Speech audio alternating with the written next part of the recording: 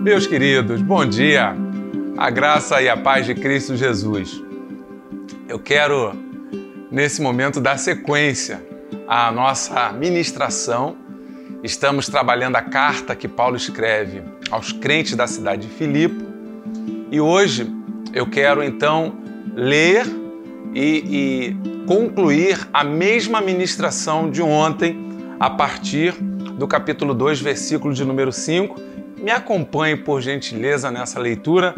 Diz assim: seja a atitude de vocês a mesma de Cristo Jesus, que, embora sendo Deus, não considerou que o ser igual a Deus era algo que devia apegar-se, mas esvaziou-se a si mesmo, vindo a ser servo, tornando-se semelhante aos homens, e sendo encontrado em forma humana, humilhou-se a si mesmo e foi obediente até a morte e morte de cruz. Por isso, Deus o exaltou à mais alta posição e lhe deu o nome que está acima de todo o nome.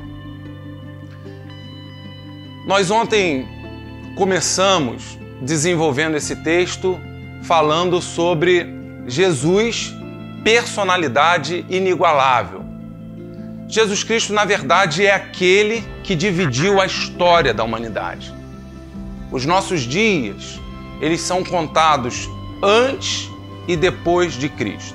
Se estamos em 2020, depois de Cristo.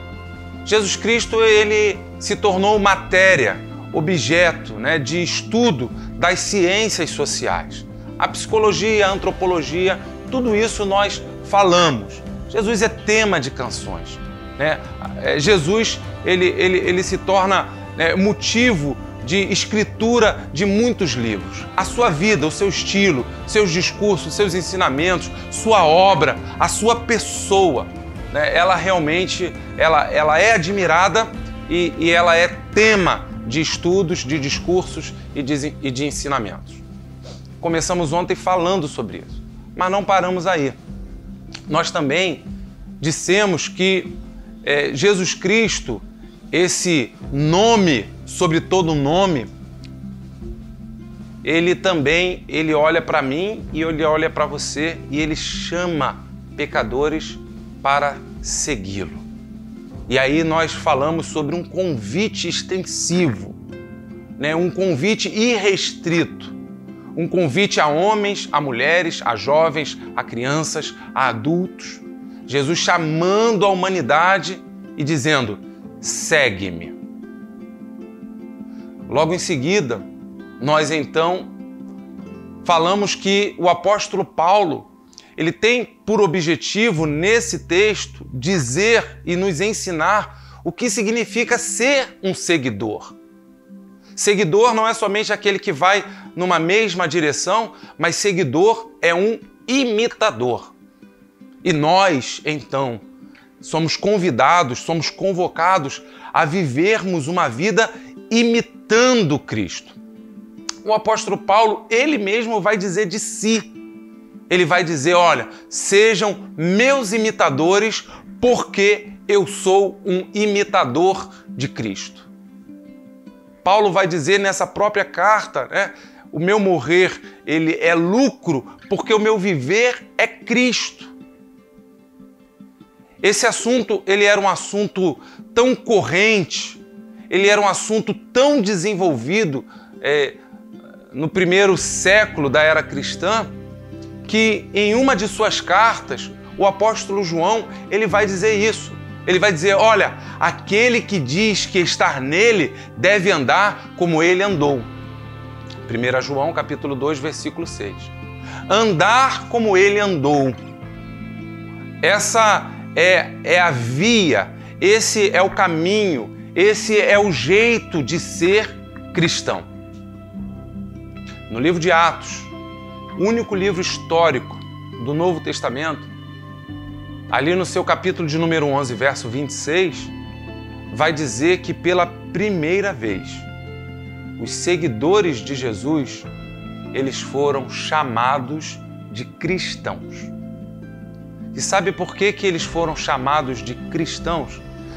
Observa que o texto não vai dizer que eles se autodenominaram cristãos, mas o texto vai dizer que eles foram chamados, as pessoas os identificavam como cristãos porque a vida deles se parecia com a vida de Cristo. O propósito do cristianismo, o propósito do evangelho é levar a humanidade a refazer a vida, a experimentar a transformação da vida, a ser realmente uma nova criatura. E nessa nova caminhada de reconstrução da vida, Jesus Cristo é o nosso modelo. Jesus Cristo é o nosso exemplo. Jesus Cristo é a nossa inspiração. E aí a gente levantou um questionamento. Pastor, como nós podemos ser iguais a Cristo? Visto que Cristo, ele é Deus. Não é ser imitador de Cristo na sua divindade, mas ser imitador de Cristo na sua humanidade. E em falando da humanidade de Cristo, diversos textos bíblicos, escritos pelo apóstolo Paulo, vai desenvolver a ideia de Cristo como sendo o segundo Adão. Por que, pastor, falar de Cristo como segundo Adão? Porque o primeiro Adão, ele foi o homem no seu estado original, sem pecado. Nós somos, hoje, a versão humana deformada, deteriorada, manchada pelo pecado. Adão não. Adão foi o homem no sentido mais pleno da palavra, criado à imagem e semelhança do seu Criador. E ali no paraíso, no jardim, no lugar das delícias, Adão, no uso da sua liberdade, ele resolveu tomar uma decisão. Deus o colocou para um propósito. Deus deu a ele o domínio sobre todas as coisas.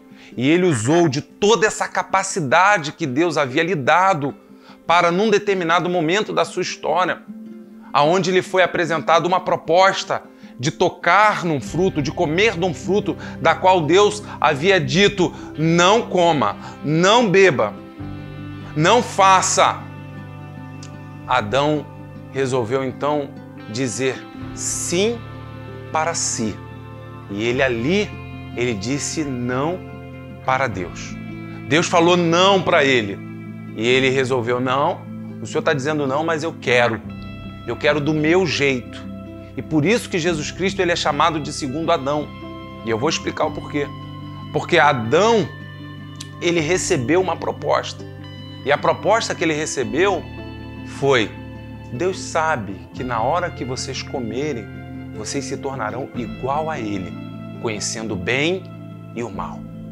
Foi ali no jardim que o primeiro casal, Adão e Eva, eles receberam a proposta de serem igual a Deus. E isso foi extremamente tentador. E eles então taparam seus ouvidos para aquilo que Deus havia dito. E eles deram então ouvidos, não só à proposta que lhes foi apresentada, mas eles deram ouvidos à sua liberdade, ao seu desejo, e fizeram mau uso da sua liberdade. Jesus Cristo é o segundo Adão, sabe por quê? Porque ele também recebeu propostas na terra. Não no jardim, não no paraíso. Ele recebeu propostas nessa terra que jaz no maligno. E o texto vai dizer que quando ele estava no deserto, não no paraíso, mas no deserto, o tentador se aproximou dele também fazendo propostas. Faça com que essas pedras se transformem em pão. Eu te darei a glória dos reinos. São propostas, são tentações. E naqueles momentos de tentação, apesar de fome, desejoso de comer, Jesus Cristo disse não para os seus desejos, que não eram pecaminosos, mas eram desejos sendo guiados e conduzidos pelo tentador. O diabo querendo levar Jesus a fazer a vontade dele. E Jesus Cristo se manteve no jejum durante 40 dias e resistindo ao tentador, dizendo não para o seu desejo de se alimentar e dizendo sim para o seu compromisso de fidelidade a Deus, o Pai. Jesus Cristo, ele é chamado de segundo Adão porque num determinado momento ele foi tentado pela sua natureza humana, não pecaminosa, mas sua natureza humana, instinto de sobrevivência, ele foi tentado a não seguir em frente no projeto do Pai de levá-lo à cruz. E o texto vai dizer que Jesus Cristo, ele então orou assim: não seja feito como eu quero, mas seja feito como tu queres. Então Jesus Cristo, ele usou da sua liberdade para seguir a vontade de Deus, seguir os propósitos de Deus e fazer e cumprir os planos de Deus. E em determinados momentos ele teve que dizer não para si mesmo. Imaginemos nós, pecadores, com tantos desejos, com tantos sentimentos, com tantos pensamentos inclinados para o mal, manchados pelo pecado, a nossa liberdade já corroída, já comprometida. Nós somos chamados a seguir os passos de Jesus. E eu gostaria que você pudesse, então, nesse momento, fazer uma avaliação da sua vida. Porque o que a Bíblia vai dizer é: seja a atitude de vocês semelhante à atitude de Cristo. Aonde agradar a Deus é prioridade. Aonde seguir na direção de Deus é prioridade. Aonde estar no centro da vontade de Deus é a coisa mais almejada da vida. Olhe para você, olhe para a sua vida e veja se você tem conduzido com a liberdade que você tem, se você tem conduzido a sua vida nessa direção. Nós estamos no mesmo barco, pisamos a mesma terra, respiramos o mesmo ar. Eu sei o quanto é difícil, em muitos casos, nós dizermos não para nós mesmos. Mas esse é o caminho do Evangelho. Em muitos casos, nós vamos precisar abrir mão de algo nosso em favor de algo que é interessante para Deus. E aí sim, a gente só vai conseguir isso seguindo o caminho da humildade, o caminho da obediência a Deus e o caminho, né, de seguir na direção que o Senhor tem a nos levar. Como o texto vai dizer, sendo obediente até a morte e morte de cruz. Ser um seguidor de Jesus significa ser um imitador de Jesus. E um imitador de Jesus é um servidor de Deus. Um servidor no sentido de um servo. Alguém em que a sua vida realmente está para servir. Tem um ditado aí, né, que vai dizer que quem não vive para servir, não serve para viver. É mais ou menos isso. Que a sua vida ela possa se assemelhar à vida de Cristo. Olhe com sinceridade e veja os pontos aonde você sabe que não seria isso, não seria essa a decisão, não seria esse o caminho que Jesus Cristo percorreria. Se você observar isso, arrependa-se dos seus pecados e peça a Deus força, sabedoria, seja humilde, para que a vida de Cristo comece a fluir através da sua vida. Eu quero encerrar contando uma breve história. Conta-se de um missionário que foi trabalhar em terras indígenas e ali, junto dos índios, ele tentou fazer todo o trabalho de tradução da Bíblia, conviver com a cultura e ele dedicou grande parte da sua vida, mas ele não viu muitos resultados. Ele não batizou uma pessoa, não teve nenhuma manifestação assim de decisão por Cristo, de seguir o Evangelho naquela tribo. Mas aquele homem viveu intensamente a vida naquela cultura. Aquele homem abriu mão, né? Ele era um empresário riquíssimo, ele abriu mão para aceitar o chamado de Deus e viver entre os indígenas.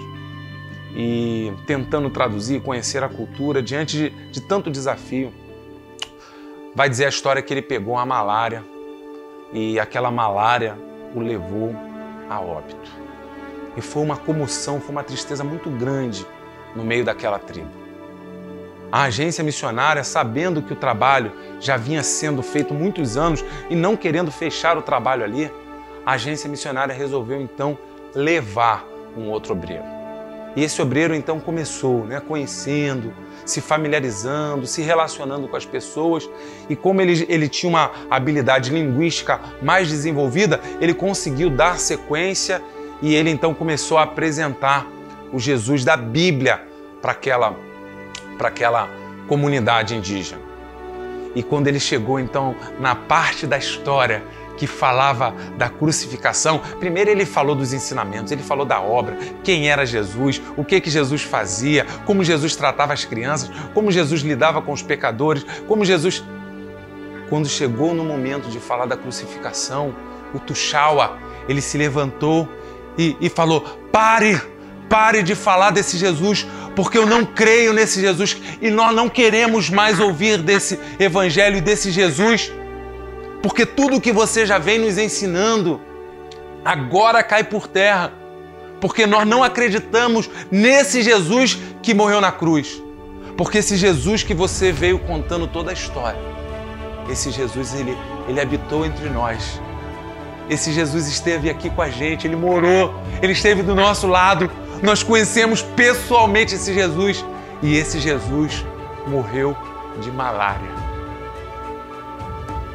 Aquele missionário que dedicou da sua vida fazendo aquela obra e pensou que não tinha dado resultado nenhum.